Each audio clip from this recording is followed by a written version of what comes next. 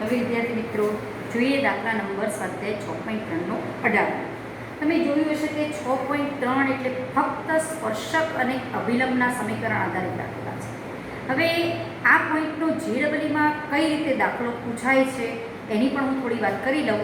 જો તમે અમુક સૂત્ર જાતે સાબિત કરશો તો એ સૂત્ર તમને લોંગ ટાઈમ યાદ રહેશે અને એનો ઉપયોગ તમે JEEના દાખલામાં સીધો ઉપયોગ કરી શકશો. ધારો કે હું કહું કે પરવલય y² = 4ax એના એ વક્ર થયો એક પ્રકારનો. એ વક્રના કોઈ x1 y1 બિંદુ આગળ પહેલાં સ્પર્શકનું સમીકરણ શોધો. તો ગમે તે વક્ર હોય પહેલાં શું કરવાનું, એ વક્ર ઉપરથી તમારે dy/dx શોધવાનો. એ તમારા સ્પર્શકનો ઢાળ થશે. હવે તમને કયા બિંદુ ઉપર પૂછ્યું છે? ધારો કે આ મારો વક્ર y² = 4ax ટાઈપનો પરવલય છે અને આ પરવલય ઉપર કોઈ બિંદુ x1 y1 છે. આ બિંદુ આગળ મારે સ્પર્શકનું સમીકરણ શોધવું છે. તો પહેલા આ વક્ર ઉપરથી dy/dx શોધી કાઢવાનો. એ dy/dx ની x1 y1 આગળની કિંમત શોધવાની. હવે એ શું થઈ ગયું? એ બિંદુ આગળ આ સ્પર્શક રેખાનો ઢાળ થયો. આ તમારો ઢાળ કહેવાશે કે. હવે આ બિંદુ x1 y1 ખબર છે, સ્પર્શક રેખાનો ઢાળ ખબર પડે તો ઢાળ બિંદુ સમીકરણ પરથી આ સ્પર્શક રેખાનું સમીકરણ શોધી શકાય. આવું બધા જ વક્રો તમને એક હોમવર્કમાં આપું છું કે આવું બધા જ વક્રો માટે x1 y1 બિંદુ આગળ તમે સ્પર્શકના સમીકરણ શોધજો. દરેક વક્ર, પરવલય, ઉપવલય, અતિવલય અને વર્તુળ, આ બધા જ વક્રો માટે એ વક્રો પર કોઈ x1 y1 બિંદુ છે એ બિંદુ આગળ તમારે સ્પર્શકનું સમીકરણ શોધવાની મેથડ આ રહી. અને ઘણી વખત એ શોધવાના સાદુરૂપમાં તમારે આની પણ જરૂર પડશે. તો આ x1 y1 બિંદુ એ y² = 4ax પર પણ છે એટલે આના સમીકરણનું પણ સમાધાન કરે. આની જરૂર પડે તો તે પણ કરવાનું. હવે જો આ તમે બધા જ સ્પર્શકના સમીકરણો મગજમાં હશે તો તમારે આનું સમીકરણ આવશે y/y1 = 2a x + x1 જેવું ટાઈપનું સમીકરણ આવશે. એ હું શોધીને બતાવું છું. એવા જ બધા જ સમીકરણ તમારે બાકીના વક્રો માટે શોધજો. આ જ મેથડ. અને યાદ રાખશો તો પરીક્ષામાં તમને ઘણો ઇઝી પડશે. પછી સ્પર્શક ઉપરથી તમે એવી રીતે અભિલંબના સમીકરણ પણ શોધી શકો. એક મેથડ મગજમાં વિકસાવો. 2y dy/dx = 4a. આનું વિકલન આ થયું. આના ઉપરથી dy/dx = 4a/2y. That means કે 2a/y. આ થયો વક્રના સ્પર્શકનો ઢાળ. હવે વક્રનો સ્પર્શક મારે દોરવો છે x1 y1 બિંદુ આગળ.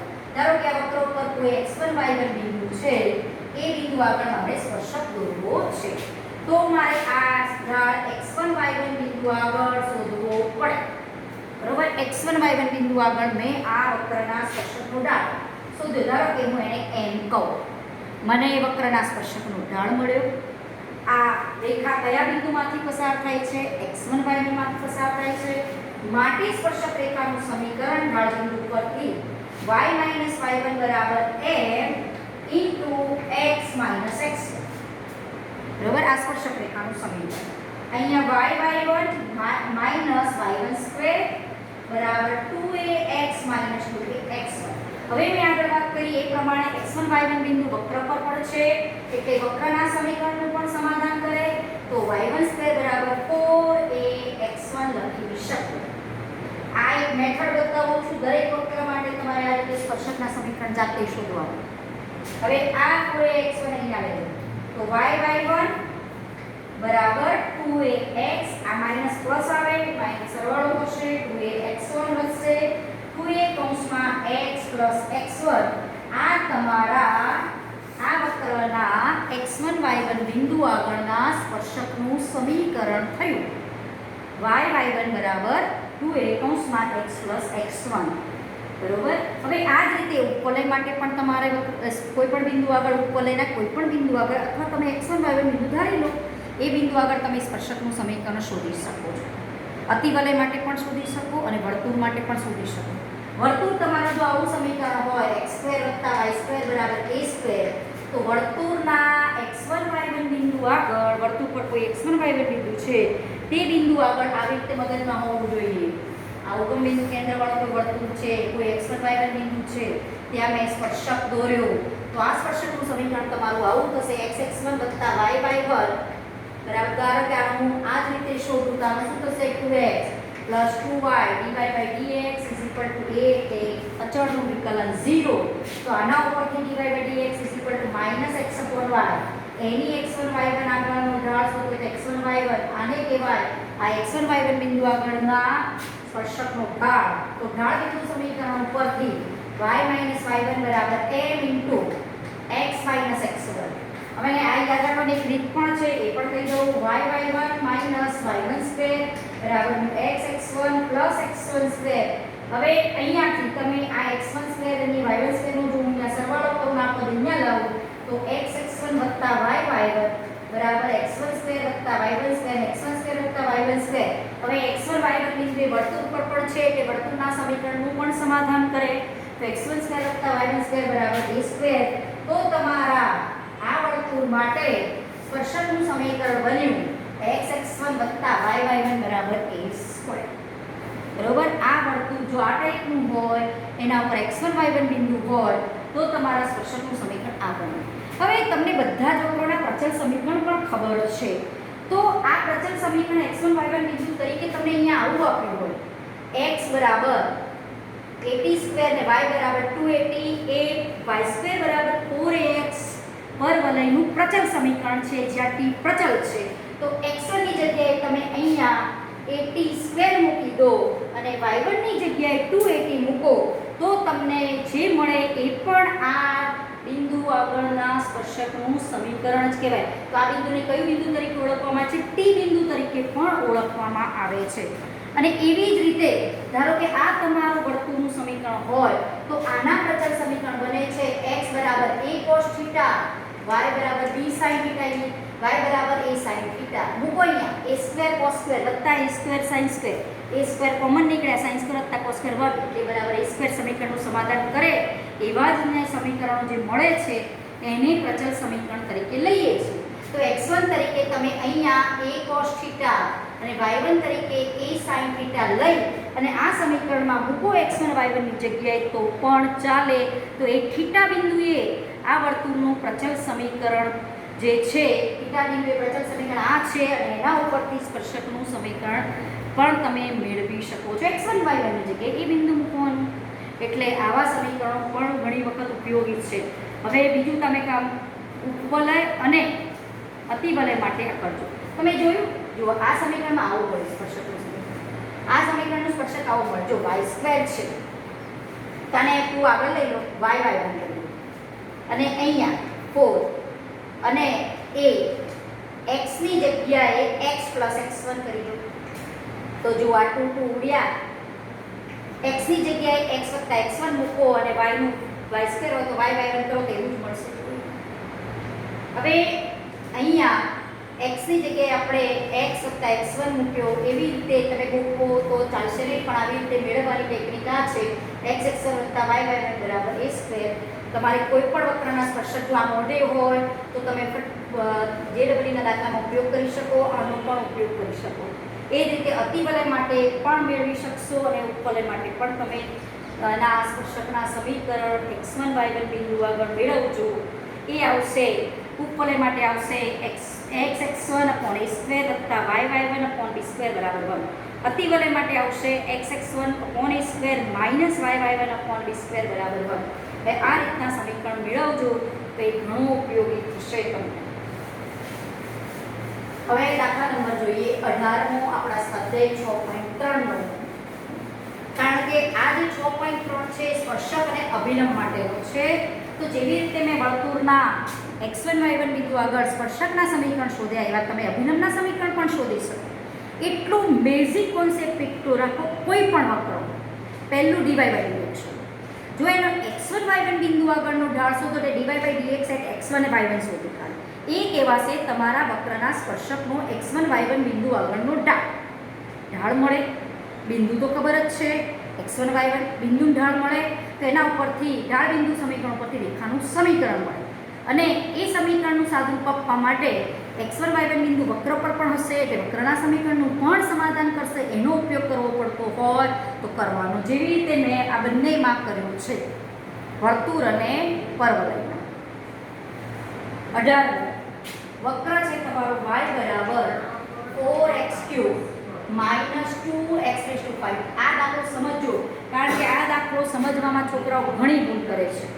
હવે આ વક્રના ઉગમ બિંદુમાંથી પસાર થતા સ્પર્શકોના સ્પર્શ બિંદુઓ શોધો.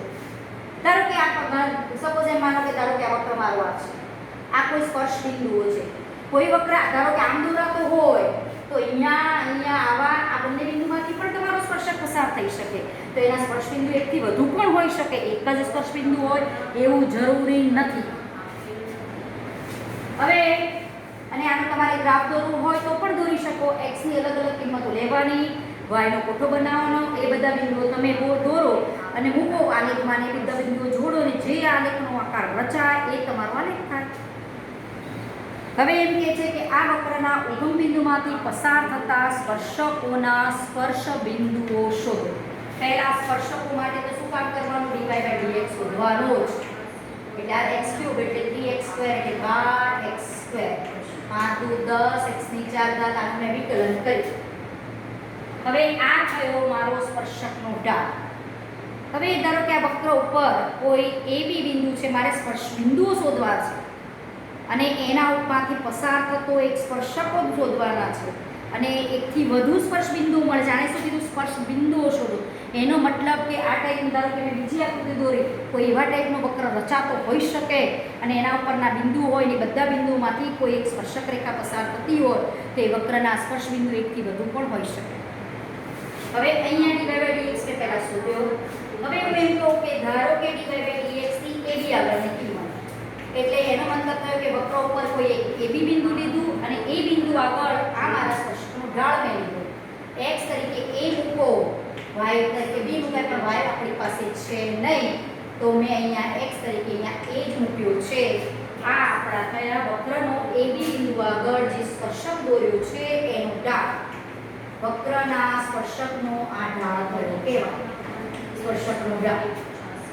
હવે એનો મતલબ કે વક્ર પર AB બિંદુ પણ છે, AB બિંદુ વક્ર ઉપર છે, એટલે વક્રના સમીકરણનું સમાધાન પણ કરે છે.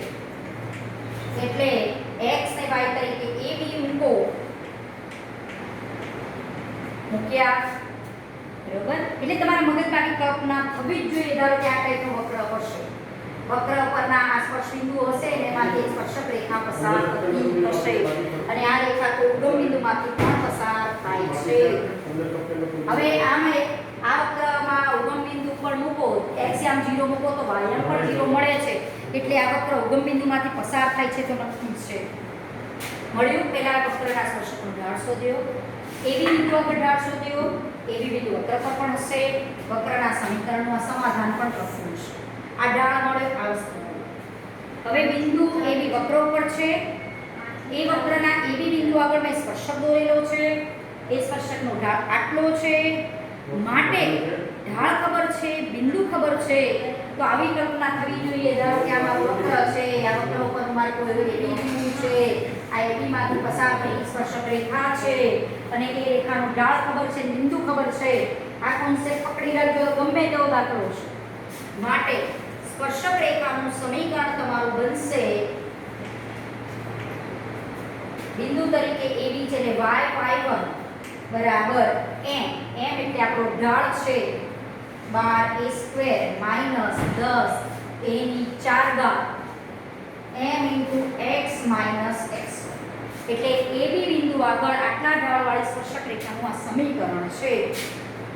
આ આપણી સ્પર્શક રેખાનું સમીકરણ છે. હવે આપણને એમ કીધું છે કે ઉગમ બિંદુમાંથી પસાર થતો હોય સ્પર્શક, શેમાંથી પસાર થતો હોય? ઉગમ બિંદુમાંથી. એટલે આ સ્પર્શક રેખા શેમાંથી પસાર થાય છે? ઉગમ બિંદુમાંથી પસાર થાય છે. જે ઉગમ બિંદુમાંથી પસાર થાય છે માટે તમે ઉગમ બિંદુ એટલે કે 0 0 બિંદુ આ સ્પર્શક રેખાના સમીકરણનું સમાધાન કરે. માટે હું x ને y તરીકે અહીંયા 0 0 મૂકો, x ને y તરીકે મેં 0 0 મૂક્યા, બરોબર. હવે આનું થોડું સાદું આપી દઈએ into minus a minus minus plus તો b બરાબર મળ્યો 12a² માઇનસ 10a ની 4 ઘાત ઇન્ટુ a. હવે અહીંયા પણ તમે જોઈ શકો છો કે b તો મને મળેલો છે એ પાછો અહીંયા મૂકી દઉં 4a³ માઇનસ 2a5.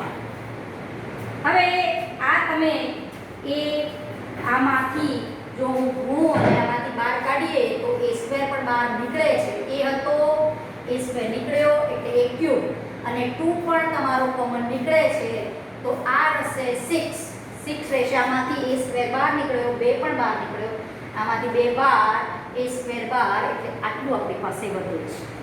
અને આમાંથી પણ તમારો 2a³ કોમન નીકળી જાય છે 2 માઇનસ a² આટલું વધશે 2 માઇનસ a² બરાબર 6 માઇનસ 5a² ઇન્ટુ 2a³ બરોબર.